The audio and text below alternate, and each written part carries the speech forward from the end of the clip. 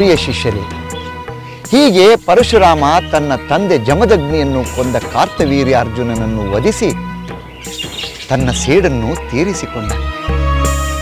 ಆನಂತರ ತಾನು ಮಾಡಿದ ಪ್ರತಿಜ್ಞೆಯಂತೆ 21 ಬಾರಿ ಭೂಪ್ರದಕ್ಷಿಣೆ ಮಾಡಿ ಕ್ಷತ್ರಿಯರನ್ನೆಲ್ಲ ನಿರ್ಮೂಲನೆ ಮಾಡಲು ಹೊರಟ. ಅವನ ಈ ದಿಗ್ವಿಜಯ ಕ್ಷತ್ರಿಯ ಕುಲಕ್ಕೆ ಅತ್ಯಂತ ಭಯಂಕರವಾಗಿ ಪರಿಣಮಿಸಿತು. ಗುರುದೇವ, ಪರಶುರಾಮನ ಈ ಮಹಾ ಸಾಹಸದಿಂದ ಭೂಮಂಡಲದಲ್ಲಿ ಕ್ಷತ್ರಿಯ ಕುಲವೇ ಇಲ್ಲವಾಯಿತೆ? ಇಲ್ಲ, ಕ್ಷತ್ರಿಯ ಕುಲ ಸಂಪೂರ್ಣವಾಗಿ ನಾಶವಾಗಲಿಲ್ಲ. ಏಕೆ ಗುರುದೇವ? ಪರಶುರಾಮ ಒಂದು ನಿಯಮವನ್ನು ಮಾಡಿಕೊಂಡಿದ್ದ. ವಿವಾಹ ಕಂಕಣ ಕಟ್ಟಿದ್ದ ಕ್ಷತ್ರಿಯರನ್ನು ಸಂಹರಿಸದೆ ಸುಮ್ಮನೆ ಮುಂದೆ ಹೋಗುತ್ತಿದ್ದ. ಹೌದು, ಯಾವುದಾದರೂ ರಾಜ್ಯವನ್ನು ಪ್ರವೇಶಿಸಿದಾಗ ಅಲ್ಲಿಯ ರಾಜ ಅಥವಾ ರಾಜಕುಮಾರನ ವಿವಾಹದ ಮಂಗಳ ಕಾರ್ಯ ನಡೆಯುತ್ತಿದ್ದರೆ, ಅಥವಾ ರಾಜನಾದವನು ಶುಭ ಸಮಾರಂಭದಲ್ಲಿ ಸ್ತ್ರೀಯೊಂದಿಗಿದ್ದರೆ ಅಂತಹ ರಾಜನೊಂದಿಗೆ ಯುದ್ಧ ಮಾಡದೆ ಸುಮ್ಮನೆ ಹೋಗುತ್ತಿದ್ದ. ಈ ಕಾರಣದಿಂದ ಪರಶುರಾಮನ ಮಹಾಕ್ರೋಧಕ್ಕೆ ಬಲಿಯಾಗದೆ ಹಲವು ಕ್ಷತ್ರಿಯರು ಉಳಿದುಕೊಂಡರು. ಗುರುದೇವ, ಹಾಗಾದರೆ ಪರಶುರಾಮನ ಈ ದಿಗ್ವಿಜಯ ಯಾವಾಗ ಕೊನೆಯಾಯಿತು? ಪ್ರಿಯ ಶಿಷ್ಯರೇ, ಪರಶುರಾಮ ಕ್ಷತ್ರಿಯರ ಮೇಲಿನ ತನ್ನ ಆಕ್ರಮಣವನ್ನು ಮುಗಿಸಿ ತಾನು ಗೆದ್ದ ಭೂಮಿಯನ್ನೆಲ್ಲ ಬ್ರಾಹ್ಮಣರಿಗೆ ದಾನ ಮಾಡಿದ. ಆನಂತರ ಶ್ರೀರಾಮನನ್ನು ಸಂಧಿಸಿದ. ಶ್ರೀರಾಮ ಪರಶುರಾಮರು ಸಂಧಿಸಿದ್ದು ಅಪೂರ್ವ ಸನ್ನಿವೇಶವಲ್ಲವೇ ಗುರುಗಳೇ? ಹೌದು, ಶ್ರೀಹರಿಯ ಮತ್ತೊಂದು ಅವತಾರವೇ ಶ್ರೀರಾಮ. ಒಂದೇ ಅಂಶದ 2 ಅವತಾರಗಳು ಪರಸ್ಪರ ಮುಖಾಮುಖಿಯಾದ ಸನ್ನಿವೇಶ ಅಪೂರ್ವವೇ. ಅದು ಒಂದನ್ನೊಂದು ಎದುರಿಸಿ ನಿಲ್ಲುವುದು ಹರಿಯ ಲೀಲಾವಿಲಾಸವೇ. ಅದು ತ್ರೇತಾಯುಗದಲ್ಲಿ ನಡೆಯಿತು. ಗುರುಗಳೇ, ಶ್ರೀರಾಮ ಮಿಥಿಲೆಯಲ್ಲಿ ಶಿವಧನಸ್ಸನ್ನು ಭಂಗಿಸಿ ಸೀತೆಯನ್ನು ವರಿಸಿದ. ನಂತರ ಸೀತೆಯೊಂದಿಗೆ ಅಯೋಧ್ಯೆಗೆ ಹಿಂತಿರುಗುವಾಗ ಪರಶುರಾಮ ಶ್ರೀರಾಮನಿಗೆ ಎದುರಾದನಲ್ಲವೇ? ಹೌದು, ನವವಿವಾಹಿತರಾದ ತನ್ನ ಪುತ್ರರು, ಸೊಸೆಯರು ಮತ್ತು ಪರಿವಾರದೊಂದಿಗೆ ದಶರಥ ಮಹಾರಾಜ ಅಯೋಧ್ಯೆಗೆ ಹಿಂದಿರುಗುತ್ತಿರುವಾಗ ಅವನ ಆ ಸಂತೋಷಕ್ಕೆ ಅಡ್ಡಿ ಮಾಡುವಂತೆ ಹಲವು ಅಪಶಕುನಗಳು ಕಾಣಿಸಿಕೊಂಡವು. ಅವನು ಆತಂಕದಿಂದ ಕುಲಗುರುಗಳಾದ ವಸಿಷ್ಠರನ್ನು ಆ ಬಗ್ಗೆ ಕೇಳಿದ. ಆಗ ಅವರು ಪರಶುರಾಮ ಆಗಮಿಸುತ್ತಿರುವುದರ ಬಗ್ಗೆ ಹೇಳಿದರು. ಆನಂತರ 2 ಅವತಾರಗಳ ನಡುವೆ, ಅಂದರೆ ಶ್ರೀರಾಮ ಪರಶುರಾಮರ ನಡುವೆ ಸ್ವಾರಸ್ಯಪೂರ್ಣವಾದ ಭೇಟಿ ನಡೆಯಿತು.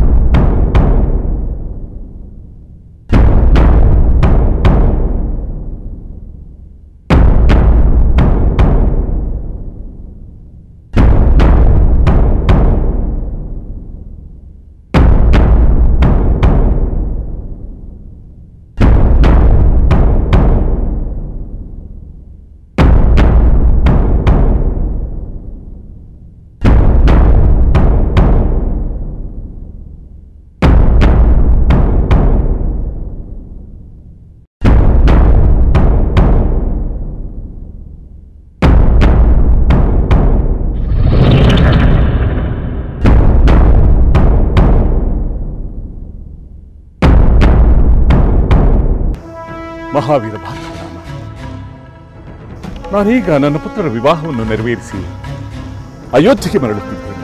ನನಗೆ ಗೊತ್ತಿದೆ.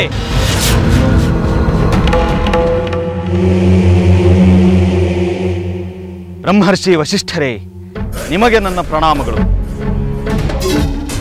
ನಾನೀಗ ನನ್ನ ಹೆಸರಿನಲ್ಲಿ 2 ಅಕ್ಷರಗಳನ್ನು ತನ್ನದಾಗಿಸಿಕೊಂಡಿರುವ ರಾಮನೊಡನೆ ಮಾತನಾಡಲು ಬಂದಿದ್ದೇನೆ. ಭಾರ್ಗವರಾಮ, ರಾಮನಿನ್ನೂ ಚಿಕ್ಕವನು. ಇದೀಗ ತಾನೇ ಅವನಿಗೆ ವಿವಾಹವಾಗಿ. ಸಾಕು ಮಾಡು ನಿನ್ನ ಮಾತು.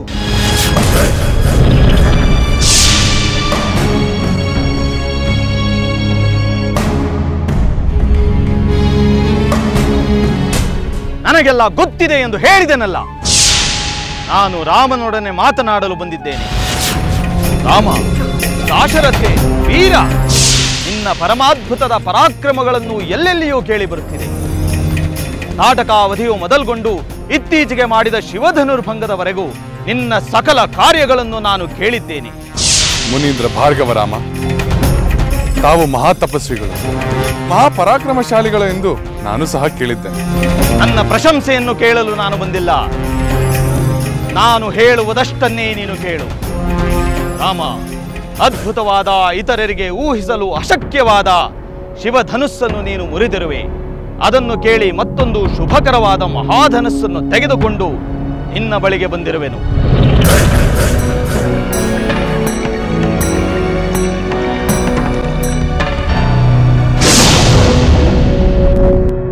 ಇದೇ ಆ ಘೋರ ರೂಪವಾಗಿರುವ ಮಹಾಧನಸ್ಸು.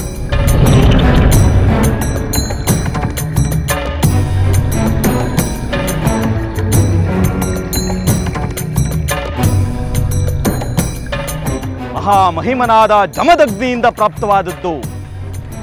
ಈ ಮಹಾಧನುಸ್ಸಿನ ಮೌರ್ವಿಯನ್ನು ಬಿಗಿದು ಈ ಮಹಾಧನುಸ್ಸಿನಲ್ಲಿ ಬಾಣವನ್ನು ಸಂಯೋಜಿಸು. ಈ ಮೂಲಕ ನಿನ್ನಲ್ಲಿರಬಹುದಾದ ಅದ್ಭುತ ಪರಾಕ್ರಮವನ್ನು ತೋರಿಸು.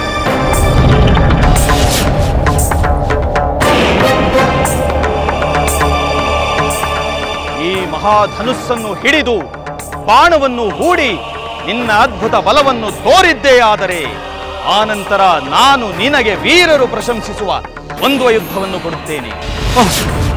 ಬೇಡಿ ಬೇಡಿ. ಮಹಾಮಹಿಮರಾದ ತಾವು ಭಾರ್ಗವ ವಂಶದಲ್ಲಿ ಹುಟ್ಟಿ ಇನ್ನೆಂದೂ ಶಸ್ತ್ರಧಾರಣೆಯನ್ನು ಮಾಡುವುದಿಲ್ಲವೆಂದು ಇಂದ್ರನ ಮುಂದೆ ಪ್ರತಿಜ್ಞೆಯನ್ನು ಮಾಡಿ ನಿಮ್ಮ ಶಸ್ತ್ರಾಸ್ತ್ರವೆಲ್ಲವನ್ನು ಅಲ್ಲಿಯೇ ಬಿಟ್ಟು ಬಂದಿರುವಿರಿ. ಧರ್ಮಪರರಾದ ತಾವು ಕ್ಷತ್ರಿಯ ವಂಶವನ್ನೇ ನಾಶ ಮಾಡಿ ಅವರಿಂದ ವಶಪಡಿಸಿಕೊಂಡ ಭೂಮಂಡಲವನ್ನೇ ಅಗಸ್ತ್ಯರಿಗೆ ನೀವು ದಾನವಾಗಿ ಕೊಟ್ಟಿರುವಿರಿ. ಅವರಿಂದ ಸಂಪಾದಿಸಿದ್ದ ಭೂಮಂಡಲವನ್ನು ಕಶ್ಯಪರಿಗೆ ದಾನ ಮಾಡಿ ನೀವು ಅಲ್ಲಿದ್ದ ಬಹುದೂರ ಪ್ರಯಾಣವನ್ನು ಬೆಳೆಸಿ ಮಹೇಂದ್ರ ಪರ್ವತದಲ್ಲಿ ನೆಲೆಸಿರುವಿರಿ. ಶಾಂತ ಮನಸ್ಕರಾದ ತಾವು, ತಪಸ್ಮರಣೆಯಲ್ಲಿಯೇ ಇರುವಂತಹ ತಾವು ಇಂದ್ರನ ಮುಂದೆ ಮಾಡಿದ ಪ್ರತಿಜ್ಞೆಯನ್ನು ಮರೆತು ಶಸ್ತ್ರಾಸ್ತ್ರ ಧಾರಣೆ ಮಾಡಿ ಈ ದಿನ ನಮ್ಮನ್ನು ನಾಶಪಡಿಸಲು ಹೊಸಕ ಬರುತ್ತಿದ್ದೀರಲ್ಲ. ಈಗ ನೀವು ರಾಮನನ್ನು ದ್ವಂದ್ವ ಯುದ್ಧಕ್ಕೆ ಕರೆದು ಅವನೇನಾದರೂ ನಿಮ್ಮಿಂದ ಹತನಾದನೆಂದರೆ ನಾವು ಯಾರೂ ಬದುಕುಳಿಯುವುದಿಲ್ಲ. ನಮ್ಮನ್ನು ನಮ್ಮ ಪಾಡಿಗೆ ಬಿಟ್ಟು ಬಿಡಿ. ದಶರಥ, ರಾಮನನ್ನು ದ್ವಂದ್ವ ಯುದ್ಧಕ್ಕೆ ಕರೆದು ಅವನೇನಾದರೂ ನಿಮ್ಮಿಂದ ಹತನಾದನೆಂದರೆ ನಾವು ಯಾರೂ ಬದುಕುಳಿಯುವುದಿಲ್ಲ. ನಮ್ಮನ್ನು ನಮ್ಮ ಪಾಡಿಗೆ ಬಿಟ್ಟು ಬಿಡಿ. ದಶರಥ,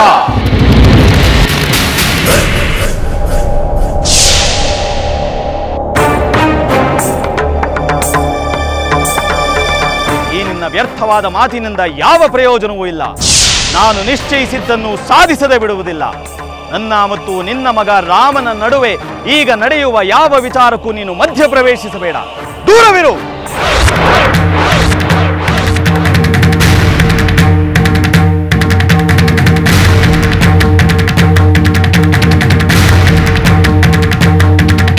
ರಾಮ,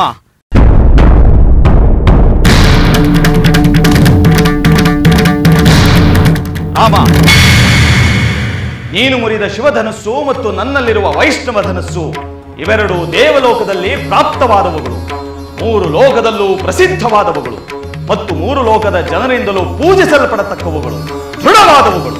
ತ್ರಿಪುರಾಸುರನನ್ನು ಸಂಹಾರ ಮಾಡಿದ ಶಿವನ ಆ ಮಹಾಧನಸ್ಸನ್ನೇ ನೀನು ಭಂಗ ಮಾಡಿರುವೆ. ದುರ್ದಶವಾದ ಈ 2ನೆಯ ಧನಸ್ಸು ದೇವತೆಗಳಿಂದ ಶ್ರೀ ವಿಷ್ಣುವಿಗೆ ಕೊಡಲ್ಪಟ್ಟಿತ್ತು. ನನ್ನ ಕೈಯಲ್ಲಿರುವ ತೇಜೋ ವಿಶಿಷ್ಟವಾದ ಈ ಮಹಾಧನಸ್ಸೇ ದೇವತೆಗಳಿಂದ ವಿಷ್ಣುವಿಗೆ ಕೊಟ್ಟ ಮಹಾಧನಸ್ಸಾಗಿರುವುದು. ರಾಘವ, ಈ ವೈಷ್ಣವ ಧನಸ್ಸು ಶಿವಧನಸ್ಸಿಗೆ ಸಮಾನವಾದದ್ದು.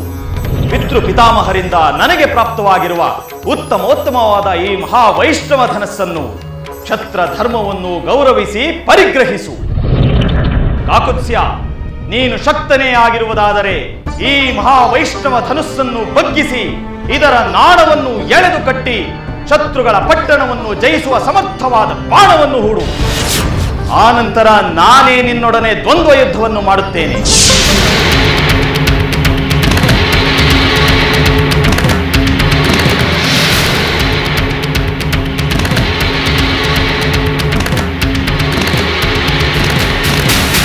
ಭಾರ್ಗವ, ತಂದೆಯ ವಧೆಯಿಂದ ಉಂಟಾದ ನಿನ್ನ ಕೋಪ ಶಮನಕ್ಕಾಗಿ 21 ಬಾರಿ ಕ್ಷಾತ್ರಕುಲವನ್ನು ನಾಶ ಮಾಡಿದ ನಿನ್ನ ಕಥೆಯನ್ನು ನಾನು ಕೇಳಿರುವೆ. ಕೋಪ ಶಮನಕ್ಕೆ ಶೂರರು ಮಾಡಬೇಕಾದ ಕಾರ್ಯವನ್ನು ನೀನು ಮಾಡಿರುವೆ. ಆದರೆ ಅಶಕ್ತರನ್ನು, ಬಲಹೀನರನ್ನು ಮಾತನಾಡಿಸುವಂತೆ ಕ್ಷಾತ್ರ ಧರ್ಮದಲ್ಲಿ ನಿಯುಕ್ತನಾಗಿರುವ ನನ್ನನ್ನು ಕ್ಷಾತ್ರ ಧರ್ಮಂ ಪುರಸ್ಕೃತ್ಯ ಮುಂತಾಗಿ ಮಾತನಾಡಿ ನನಗೆ ಅಪಮಾನವನ್ನು ಮಾಡಿರುವೆ. ಈ ನಿಂದನೆ ನಾನು ಸಹಿಸಲಾರೆ. ನನ್ನ ಕ್ಷಾತ್ರ ತೇಜಸ್ಸನ್ನು, ನನ್ನ ಪರಾಕ್ರಮವನ್ನು ಈಗಲೇ ಕಾಣುವೆ. ಕ್ಷತ್ರಿಯನಾಗಿ ನಿನ್ನ ಪರಾಕ್ರಮಕ್ಕೆ ತಕ್ಕ ಮಾತನ್ನೇ ಆಡಿರುವೆ. ಆದರೆ ನಿನ್ನ ಶೌರ್ಯವನ್ನು ಬರೀ ಮಾತಿನಲ್ಲಿ ತೋರಬೇಡ, ಕಾರ್ಯದಲ್ಲಿ ತೋರು.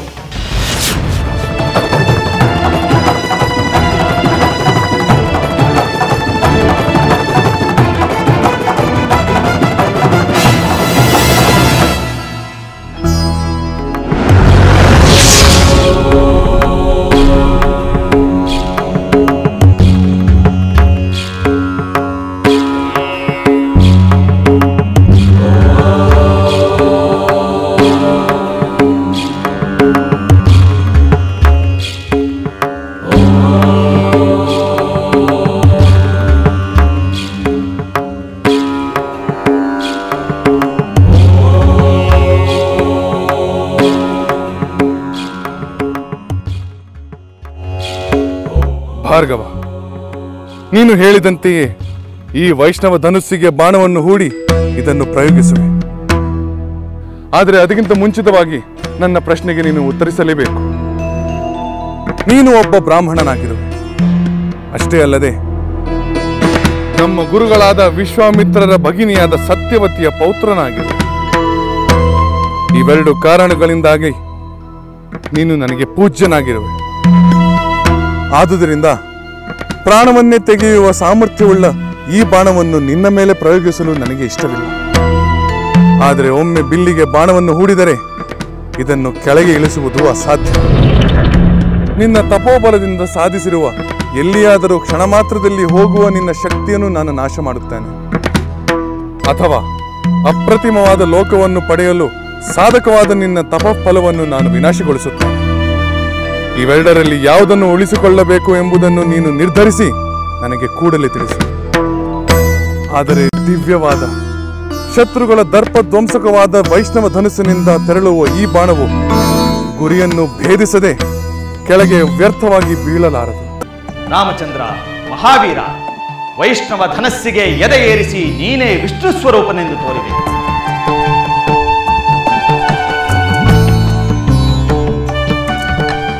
ನಾನು ಭೂಮಿಯನ್ನು ದಾನ ಮಾಡಿದ ಮೇಲೆ ರಾತ್ರಿಯ ಕಾಲ ಭೂಮಿಯಲ್ಲಿ ವಾಸ ಮಾಡುವುದಿಲ್ಲ ಎಂದು ಪ್ರತಿಜ್ಞೆ ಮಾಡಿದ್ದೇನೆ.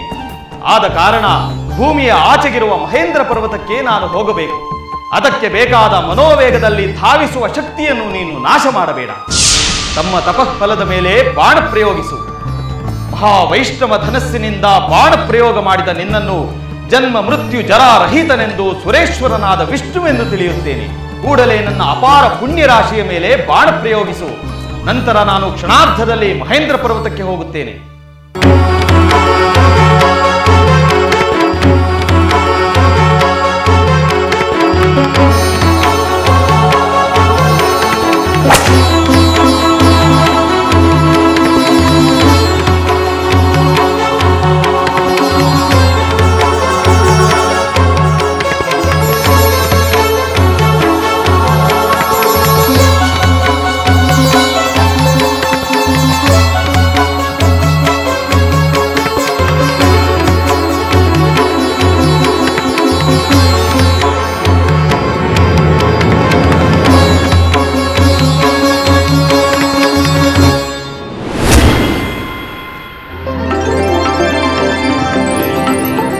ದಾಶರಥಿ ಪುತ್ರ, ನೀನು ಅಜೇಯ.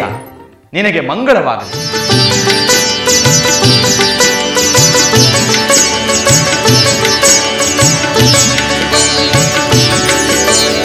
ದಶರಥ ಪುತ್ರ ರಾಮನಿಗೆ, ದಶರಥ ಪುತ್ರ ರಾಮನಿಗೆ, ದಶರಥ ಪುತ್ರ ರಾಮನಿಗೆ, ದಶರಥ ಪುತ್ರ ರಾಮನಿಗೆ, ದಶರಥ ಪುತ್ರ ರಾಮನಿಗೆ.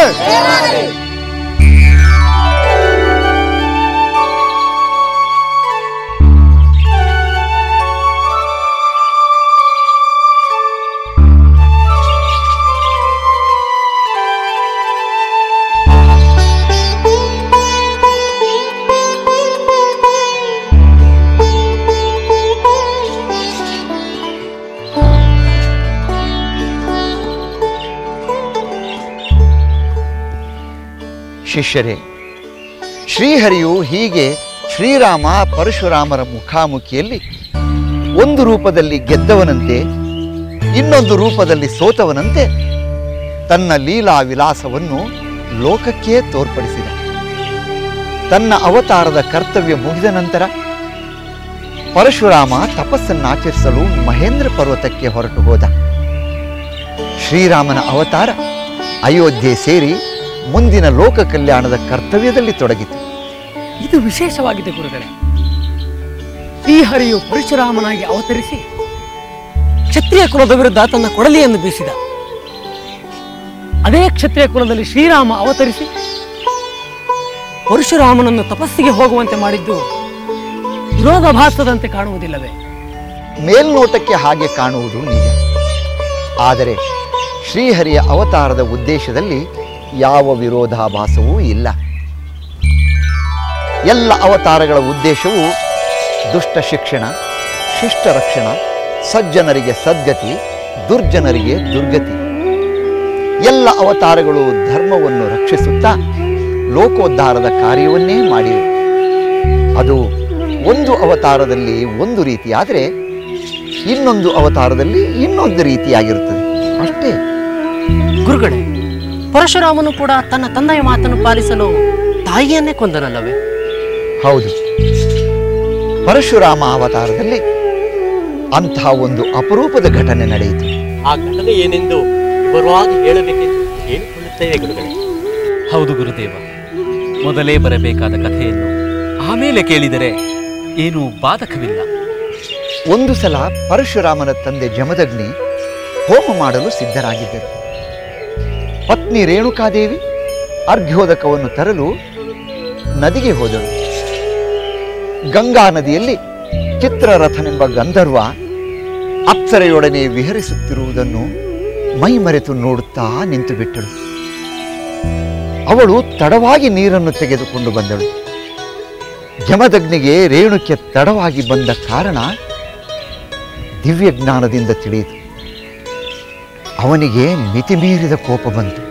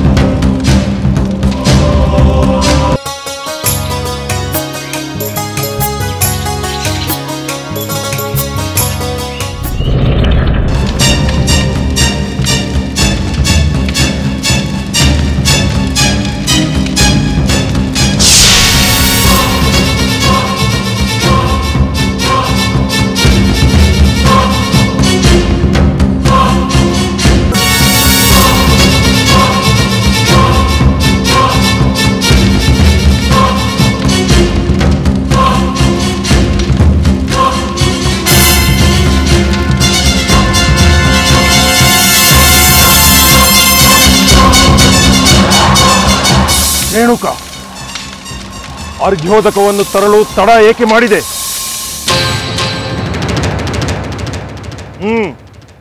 ಹೇಳು, ಏಕೆ ತಡ ಮಾಡಿದೆ? ಅದು ಸ್ವಾಮಿ, ಸತ್ಯವನ್ನು ಹೇಳು. ಸ್ವಾಮಿ, ನಾನು ಗಂಧರ್ವ ಮತ್ತು ಅಪ್ಸರೆಯರ ಜಲಕ್ರೀಡೆಯನ್ನು ನೋಡುತ್ತಾ ತಡ ಮಾಡಿಬಿಟ್ಟೆ. ದಯಮಾಡಿ ನನ್ನನ್ನು ಕ್ಷಮಿಸಿ. ಮಾತನ್ನು ಹೇಳಲು ನಿನಗೆ ನಾಚಿಕೆ ಆಗುವುದಿಲ್ಲವೇ? ಅದು ಈ ಜಮದಗ್ನಿಯ ಪತ್ನಿಯಾಗಿ. ಸ್ವಾಮಿ, ದಯಮಾಡಿ ನನ್ನನ್ನು ಕ್ಷಮಿಸಿ ಸ್ವಾಮಿ. ಸರಿ, ನಿನ್ನ ಪವಿತ್ರವಾದ ಕೈಗಳಿಂದ ನನ್ನ ಪಾದಗಳನ್ನು ಮುಟ್ಟಬೇಡ. ನಿನಗೆ ಆ ಯೋಗ್ಯತೆ ಇಲ್ಲ. ಮಾನಸಿಕವಾಗಿ ನೀನು ವ್ಯಭಿಚಾರ ಮಾಡಿರುವೆ. ನಿನಗೆ ತಕ್ಕ ದಂಡನೆ ಆಗಲೇಬೇಕು. ಪುತ್ರರೇ, ಎಲ್ಲಿರುವಿರಿ? ಬೇಗ ಬನ್ನಿ. ಪ್ರಿಯ ಶಿಷ್ಯರೇ, ರೇಣುಕಾದೇವಿಯ ಅಪರಾಧಕ್ಕಾಗಿ ಅತ್ಯಂತ ಕ್ರೋಧಾವಿಷ್ಟರಾದ ಜಮದಗ್ನಿ ಮಹರ್ಷಿಗಳು ಅವಳನ್ನು ದಂಡಿಸಲು ತನ್ನ ಪುತ್ರರನ್ನು ಕರೆದರು. ಅಲ್ಲಿಯೇ ಇದ್ದ ಪರಶುರಾಮನ ಸೋದರರು ಕೂಡಲೇ ತಂದೆಯ ಬಳಿಗೆ ಬಂದು ನಿಂತರು. ಆಗ ಜಮದಗ್ನಿ ತಮ್ಮ ಪುತ್ರರಿಗೆ ಎಂತಹ ಆಜ್ಞೆ ನೀಡಿದರು ಗೊತ್ತೇ? ತಾಯಿಯನ್ನು ದಂಡಿಸಬೇಕೆಂದು ಜಮದಗ್ನಿ ತಮ್ಮ ಪುತ್ರರಿಗೆ ಹೇಳಿದ್ದರಲ್ಲವೇ ಗುರುದೇವ? ಹೌದು, ಜಮದಗ್ನಿ ಮಹರ್ಷಿ ರೇಣುಕಾದೇವಿಯ ಶಿರಚ್ಛೇದ ಮಾಡುವಂತೆ ತಮ್ಮ ಪುತ್ರರಿಗೆ ಆಜ್ಞಾಪಿಸಿದರು. ಆದರೆ ತಂದೆಯ ಮಾತಿನಂತೆ ಹೆತ್ತ ತಾಯಿಯ ಶಿರಚ್ಛೇದ ಮಾಡುವುದು ಆ ಪುತ್ರರಿಗೆ ಬಹಳ ಕಷ್ಟವಾಯಿತು. ಅವರು ತಮ್ಮ ತಂದೆಯ ಆಜ್ಞೆಯನ್ನು ಪಾಲಿಸಲು ನಿರಾಕರಿಸಿದರೆ? ಹೌದು, ತಾಯಿಯನ್ನು ಕೊಲ್ಲಲು ಸೋದರರು ಹಿಂಜರಿದರು. ಇನ್ನಷ್ಟು ಕೆರಳಿದ ಮಹರ್ಷಿಗಳು ಅವರನ್ನು ಆಗಲೇ ಭಸ್ಮ ಮಾಡಿದರು. ರಾಮ ರಾಮ ಎಂದು ಪರಶುರಾಮನನ್ನು ಕರೆದರು. ತಕ್ಷಣವೇ ಪರಶುರಾಮ ತಂದೆಯ ಬಳಿ ಬಂದು ನಿಂತ. ಪ್ರಣಾಮಗಳು ತಂದೆಯವರೇ. ತಾವು ನನ್ನನ್ನು ಏಕೆ ಕರೆದಿರಿ? ನನ್ನಿಂದ ಏನಾಗಬೇಕು? ಅಪ್ಪಣೆ ಮಾಡಿ. ಮಗನೇ, ನೀನು ನಿನ್ನ ತಂದೆಯ ಆಜ್ಞೆಯನ್ನು ಪಾಲಿಸಲು ಸಿದ್ಧವಾಗಿರುವೆಯಾ? ಖಂಡಿತ ಸಿದ್ಧನಾಗಿದ್ದೇನೆ. ಏನು ಮಾಡಬೇಕೆಂದು ಆಜ್ಞೆ ಮಾಡಿ. ನಿನ್ನ ತಾಯಿಯು ಮಹಾಪರಾಧವನ್ನು ಮಾಡಿದ್ದಾಳೆ. ನಿನ್ನ ಸೋದರರು ನನ್ನ ಆಜ್ಞೆಯನ್ನು ಉಲ್ಲಂಘಿಸಿ ಸುಟ್ಟು ಬೂದಿಯಾಗಿರುತ್ತಾರೆ. ಈ ಕೂಡಲೇ ನೀನು ನಿನ್ನ ತಾಯಿಯ ಶಿರಚ್ಛೇದ ಮಾಡಬೇಕು. ತಮ್ಮ ಅಪ್ಪಣೆಯಂತೆಯೇ ಆಗಲಿ.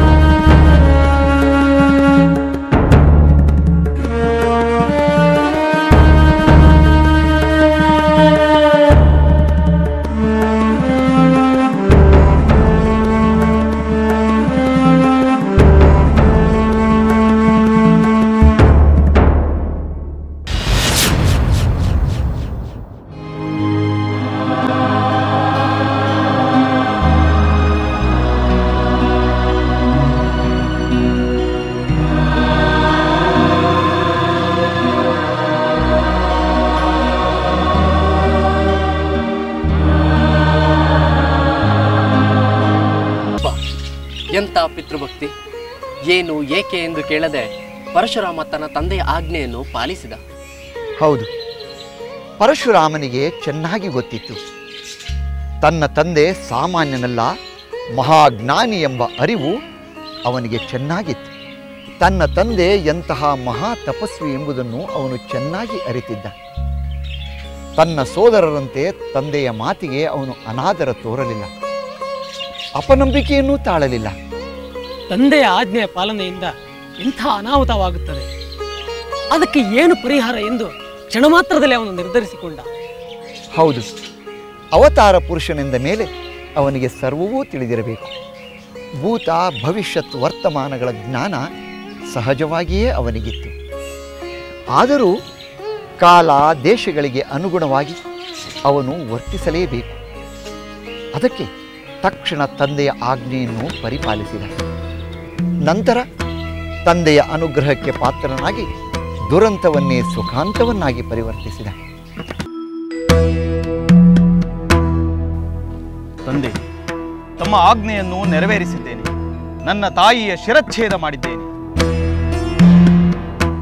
ಭಲೆ ಭಲೆ ರಾಮ, ನೀನು ಪಿತೃವಾಕ್ಯವನ್ನು ಪರಿಪಾಲಿಸಿ ಕೃತಾರ್ಥನಾಗಿರುವೆ. ನನಗೆ ಬಹಳ ಸಂತೋಷವಾಗಿದೆ. ನಿನ್ನಂಥ ಮಗನನ್ನು ಪಡೆದ ನಾನು ಧನ್ಯನಾದೆ. ನಾನು ಈಗ ಬಹಳ ಪ್ರಸನ್ನನಾಗಿದ್ದೇನೆ. ನಿನಗೆ ಏನು ವರ ಬೇಕೋ ಕೇಳಿಕೊ, ಈ ಕೂಡಲೇ ನಾನು ಅದನ್ನು ಅನುಗ್ರಹಿಸುವೆನು. ನಾನು ಕೇಳಿದ ವರವನ್ನು ದಯಪಾಲಿಸುತ್ತೀರಾ? ಖಂಡಿತ. ನೀನು ನನ್ನ ಆಜ್ಞೆಯನ್ನು ಪಾಲಿಸಿರುವೆ. ನಾನು ನಿನ್ನ ಕೋರಿಕೆಯನ್ನು ತಪ್ಪದೆ ಈಡೇರಿಸುವೆನು. ಹಾಗಾದರೆ ತಾವು ವರ ಕೊಡುವುದೇ ಆದರೆ ನನ್ನ ತಾಯಿಯನ್ನು ಬದುಕಿಸಿಕೊಡಿ. ಜನ್ಮ ನೀಡಿದ ನನ್ನ ತಾಯಿ ಮತ್ತೆ ಜೀವಂತವಾಗುವಂತೆ ಮಾಡಿ. ನನ್ನ ಸಹೋದರರೂ ಜೀವಿಸಲಿ, ಇದೇ ನಾನು ಬೇಡುವ ವರ.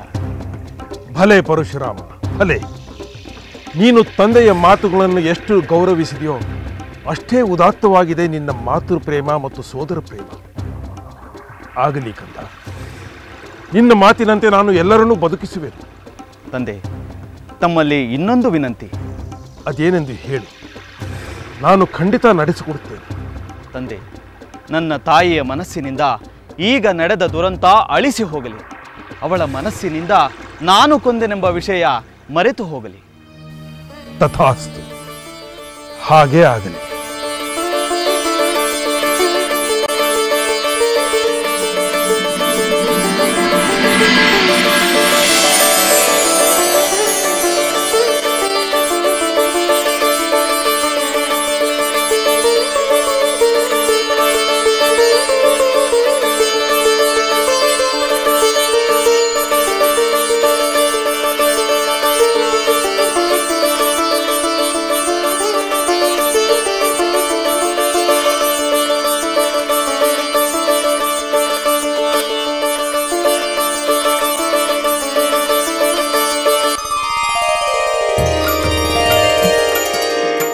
ಸ್ವಾಮಿ,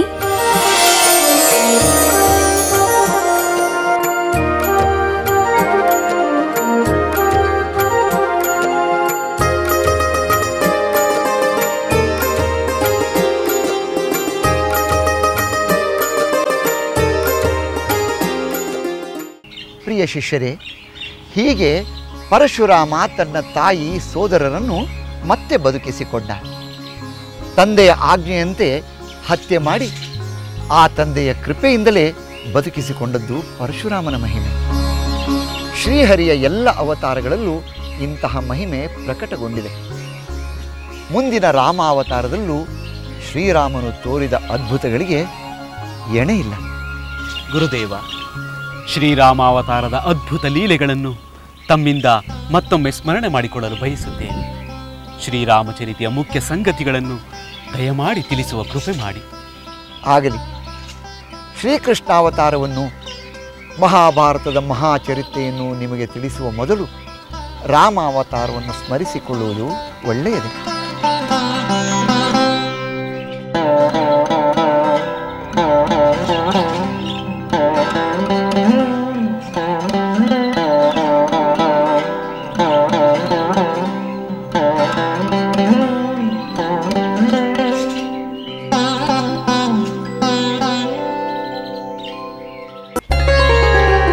ಪ್ರಿಯ ಶಿಷ್ಯರೇ, ಪರಶುರಾಮನನ್ನು ಆ ಶ್ರೀಹರಿಯೇ ತನ್ನ ಶ್ರೀರಾಮನ ಅವತಾರದಿಂದ ಸೋಲಿಸಿ ಕ್ಷತ್ರಿಯ ಕುಲನಾಶವನ್ನು ತಡೆದ. ಶ್ರೀರಾಮ ಅವತಾರದಲ್ಲಿ ಮುನಿಜನರನ್ನು, ಸಾಧು ಸಜ್ಜನರನ್ನು ಕಾಡಿದ. ಸ್ವತಃ ತನ್ನ ಪತ್ನಿಯನ್ನೇ ಅಪಹರಿಸಿದ ಆ ರಾವಣನನ್ನು ಸಂಹಾರ ಮಾಡಿ ಲೋಕೋಪಕಾರ ಮಾಡಿದ. ಹೌದು, ನಾರಾಯಣನ ಶ್ರೀರಾಮನ ಅವತಾರದಲ್ಲಿ ಬಹಳಷ್ಟು ದುಷ್ಟ ಶಿಕ್ಷಣ, ಶಿಷ್ಟ ರಕ್ಷಣೆಯ ಕಾರ್ಯ ಮಾಡಿದ. ಆ ಮಹತ್ ಕಾರ್ಯಗಳನ್ನು ನೆನೆದಷ್ಟೂ ಪುಣ್ಯಪ್ರದ. ದಶರಥ ಸಂತಾನಕ್ಕಾಗಿ ಯಾಗ ಮಾಡಿದ. ಆ ಯಾಗದ ಫಲವಾಗಿ ರಾಮನ ಜನನವಾದದ್ದು ವಿಶೇಷವೇ. ಹೌದು, ದಶರಥ ಮಹಾರಾಜ ಪುತ್ರ ಸಂತಾನಕ್ಕಾಗಿ ಯಾಗ ಮಾಡಿದ. ನಾರಾಯಣನೇ ರಾಮನೆಂದು ಅವನ ಹಿರಿಯ ಮಗನಾಗಿ ಜನ್ಮ ತಾಳಿದ. ಆದಿಶೇಷ ಲಕ್ಷ್ಮಣನೆಂಬ ಹೆಸರಿನಿಂದ ರಾಮನ ತಮ್ಮನಾದ. ದೇವತೆಗಳೆಲ್ಲರೂ ತ್ರೇತಾಯುಗದ ತಮ್ಮ ತಮ್ಮ ಅಂಶಗಳಿಂದ ಭೂಲೋಕದಲ್ಲಿ ಜನ್ಮ ತಾಳಿದರು. ರಾಮ ಲಕ್ಷ್ಮಣರು ಚಿಕ್ಕ ವಯಸ್ಸಿನವರಿರುವಾಗಲೇ ಮಹರ್ಷಿ ವಿಶ್ವಾಮಿತ್ರರು ಅವರನ್ನು ರಾಕ್ಷಸರ ಸಂಹಾರಕ್ಕೆಂದು ತಮ್ಮ ಜೊತೆಯಲ್ಲಿ ಅರಣ್ಯಕ್ಕೆ ಕರೆದೊಯ್ದರು. ಹೌದು ಗುರುಗಳೇ, ವಿಶ್ವಾಮಿತ್ರರೊಂದಿಗೆ ರಾಮ ಲಕ್ಷ್ಮಣರು ಅರಣ್ಯಕ್ಕೆ ಹೋದಾಗ ಅವರಿಗೆ ಮೊದಲು ಎದುರಾದದ್ದು ರಾಕ್ಷಸಿ ತಾಟಕಿ. ಹೌದು, ವಿಶ್ವಾಮಿತ್ರರ ಯಾಗ ರಕ್ಷಣೆಗೆಂದು ಹೋಗುವ ದಾರಿಯಲ್ಲೇ ಆ ದುಷ್ಟ ರಾಕ್ಷಸಿ ತಾಟಕಿ ಎದುರಾಗುತ್ತಾಳೆ.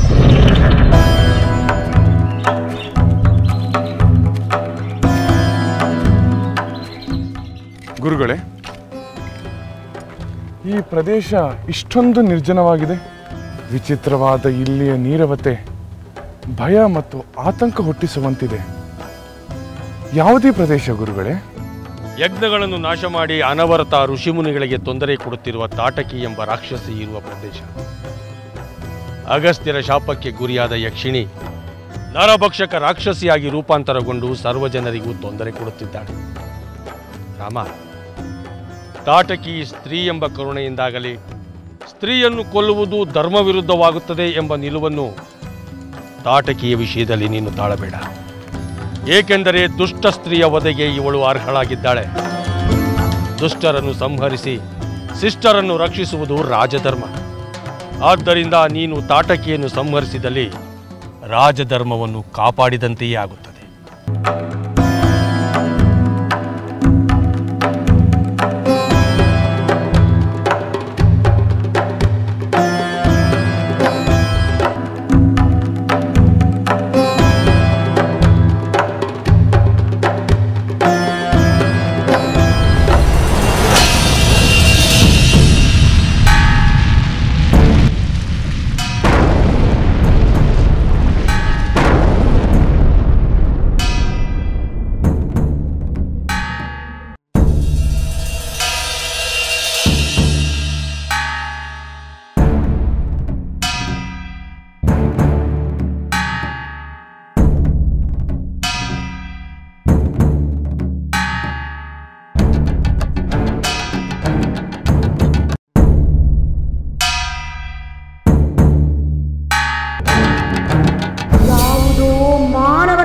ಬರುತ್ತಿದೆಯಲ್ಲ, ನನ್ನ ಅರಣ್ಯ ಪ್ರದೇಶದಲ್ಲಿ ಮಾನವನ ಪ್ರವೇಶವಾಗಿದೆ.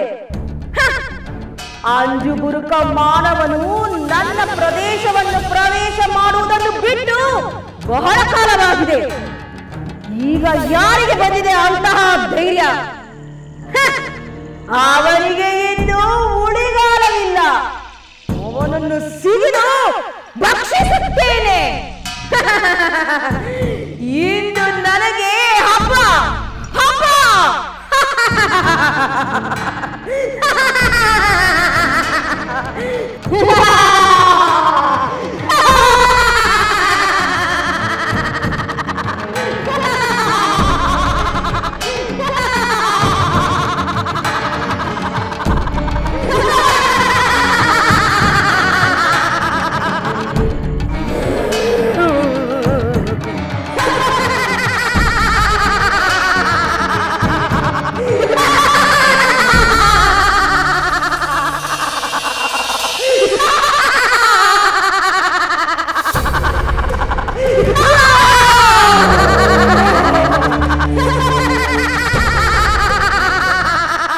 ರಾಮಚಂದ್ರ, ಇದು ಆ ರಾಕ್ಷಸಿ ತಾಟಕಿಯ ತಂತ್ರ. ಅವಳನ್ನು ಎದುರಿಸಲು ಶಬ್ದವೇದಿಯೇ ಸೂಕ್ತಾಸ್ತ್ರ. ಮಾನವರೇ, ನನ್ನ ನಿದ್ರೆಗೆ ಭಂಗ ತಂದ ನಿಮ್ಮನ್ನು ಈಗಲೇ ಕೊಂದು ನನ್ನ ಹಸಿವೆಯನ್ನು ನೀಗಿಸಿಕೊಳ್ಳುತ್ತೇನೆ. ಸಹೋದರ ರಾಮಚಂದ್ರ, ಅವಳು ನಮ್ಮನ್ನೇ ಕೊಂದು ತಿನ್ನುವೆ ಎನ್ನುತ್ತಿದ್ದಾಳೆ. ಅವಳು ನಮ್ಮ ಸಮೀಪಕ್ಕೆ ಬರುವುದಕ್ಕೆ ಮುಂಚೆ ಅವಳನ್ನು ಸಂಹರಿಸುವುದೇ ಸೂಕ್ತ. ಲಕ್ಷ್ಮಣ, ಸುಂದರ ರೂಪದ ಯಕ್ಷಿಣಿ ಆಗಿದ್ದವಳು ಘೋರ ರೂಪದ ರಾಕ್ಷಸಿ ಆಗಿದ್ದಾಳೆ.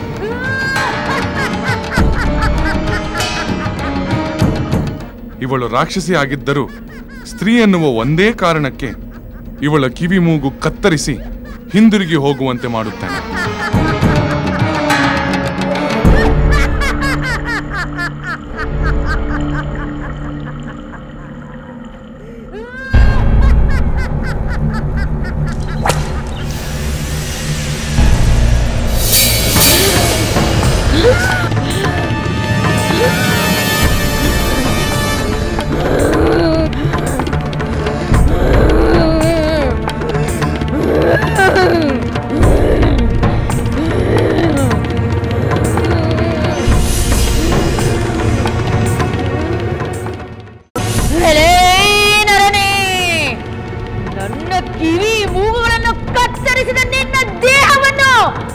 ಈಗಲೇ ತುಂಡು ತುಂಡಾಗಿ ಮಾಡಿ ನನ್ನ ಆಹಾರವಾಗಿ ಭಕ್ಷಿಸುತ್ತೇನೆ.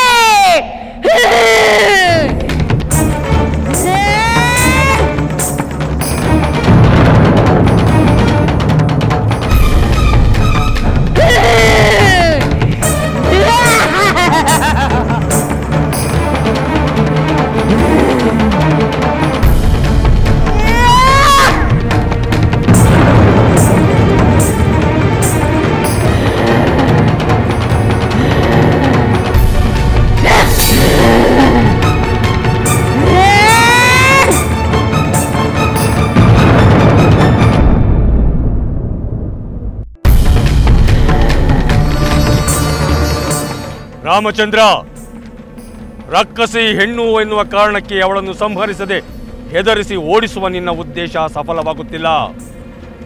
ಕಾಮರೂಪ ಶಕ್ತಿಯುಳ್ಳ ಈ ರಕ್ಕಸಿ ವಿವಿಧ ರೂಪಗಳನ್ನು ಧರಿಸಿ ಅಮಾಯಕರಿಗೆ, ಋಷಿ ಮುನಿಗಳಿಗೆ ತೊಂದರೆಯನ್ನುಂಟು ಮಾಡಲು ಮುಂದಾಗುತ್ತಾಳೆ. ಈಕೆ ಸ್ತ್ರೀ ಎನ್ನುವ ಅನುಕಂಪ ತಾಳದೆ ಲೋಕಕಂಟಕಿ ಮಹಾದುಷ್ಟಳೆಂದು ತಿಳಿದು ಈಕೆಯನ್ನು ಸಂಹರಿಸು. ಆಗಲಿ ಗುರುಗಳೇ.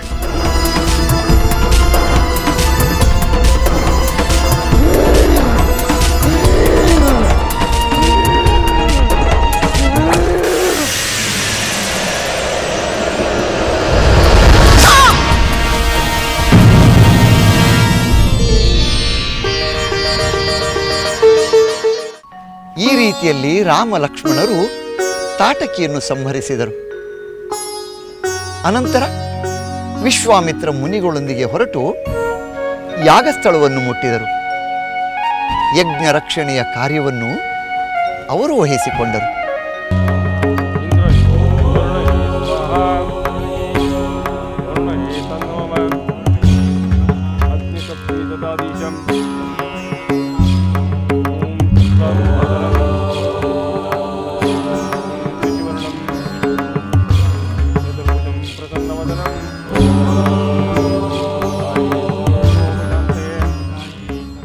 ಸಹೋದರ, ವಿಶ್ವಾಮಿತ್ರ ಮಹರ್ಷಿಗಳು ಯಜ್ಞವನ್ನು ಆರಂಭಿಸಿ 6 ದಿನಗಳಾದವು.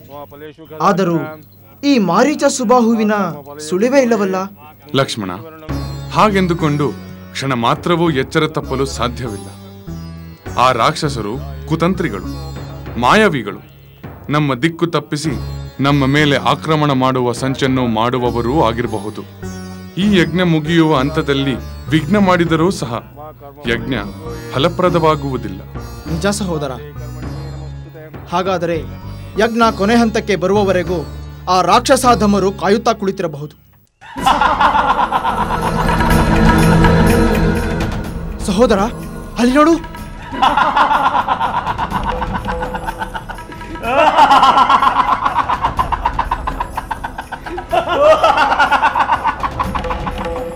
ಲಕ್ಷ್ಮಣ, ಈ ಮಾರೀಚನ ಮೇಲೆ ನಾನು ಮಾನವಾಸ್ತ್ರವನ್ನು ಪ್ರಯೋಗಿಸುವೆ.